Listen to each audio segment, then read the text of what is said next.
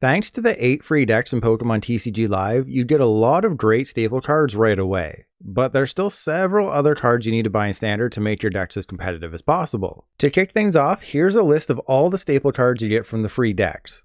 Do note that I didn't include the Single Strike Urshifu VMAX or Mew VMAX decks since those will rotate out with the Astral Radiance Battle Pass at the end of May. If you plan on migrating early though, I don't recommend it at all. I'll put the Urshifu and Mew lists in the description. For the free staple Pokemon, you have a full line of 4 Sobble, 4 Drizzile, and 4 Quick Shooting Inteleon, as well as 2 Shady Dealings Inteleon. The Drizzile allows you to get any trainer upon evolution and works with Level Ball, while the Inteleon can spread damage counters or you just go get more trainers. 4 Crobat V is overkill for any deck except Eternatus, but it's welcome nonetheless. Snorlax is great for nearly every single prize deck, and the 2/2 Cinccino line can also help single prizers draw cards every turn. The free staple trainer highlights are 4 Boss's Orders, 4 Marnie, 4 Professor's Research, 4 Level Ball, 4 Ordinary Rod, 4 Quick Ball, 4 Switch, 3 Scoop Up Net, 2 Escape Rope, and 4 Air Balloon. All of these should be considerations when you're planning on building any deck. The Special Energy is a bit of a letdown, but you do get 4 Capture Energy and 4 Rapid Strike Energy. Now, let's switch over to the staple cards you should be spending your credits on. To kick things off, I'll focus on the top 10 Tier 1 staple cards that everyone should have in their collection. Ultra Ball is the clear choice at number 1, letting you go get any Pokemon from your deck at the cost of discarding 2 cards. Next up, we have 2 copies of Choice Belt, since nearly all the top decks play V Pokemon. 1 Manaphy protects your bench from Pokemon like Jolteon VMAX and Rapid Strike Urshifu VMAX. 1 Lumineon V gets you a supporter whenever you need it. Battle VIP Pass is just an insanely good card on turn 1 and can help any setup. Temple of Sinnoh will shut off any special energy when it comes out in May. Cynthia's Ambition is stupid powerful in single prize decks.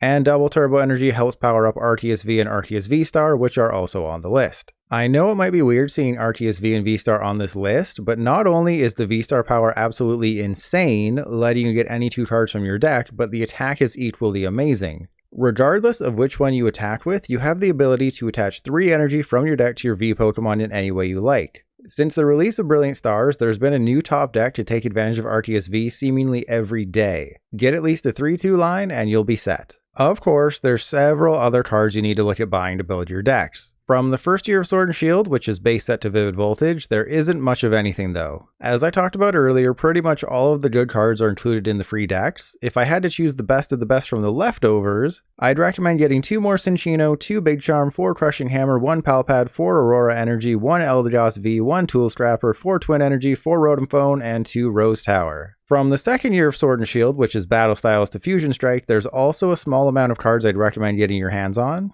These include 1 Kricketune V, 1 more Path to the Peak, 1 more Melanie, 1 Galarian Zapdos V, 2 Rescue Carrier to help recover Pokemon in single prize decks, and 4 Cramomatic. I excluded every card from the Mew VMAX deck like Genesect V and Fusion Energy, but after you lose to Mew VMAX enough times, you'll probably end up wanting to build the deck for yourself. It's not cheap though, with the deck requiring 4 Mew V, 3 Mew VMAX, and 4 Genesect V, which alone cost 9,000 credits. If you play TCG Live before the end of May though, you can spend 800 crystals to buy the premium battle pass and get a decent chunk of the deck. And for the third year of Sword and Shield, which began with Brilliant Stars in February and will continue with Astral Radiance in May, there's a few more cards to get. The Bibarel allows you to draw to 5 cards once per turn. The new Minccino replaces the old Minccino because this new one can fill up your bench. Charon's Care allows you to put a damaged colorless Pokemon and all attached cards into your hand. Collapse Stadium is the easiest way to beat Eternatus VMAX and slow down other decks. And Magma Basin makes fire decks more powerful.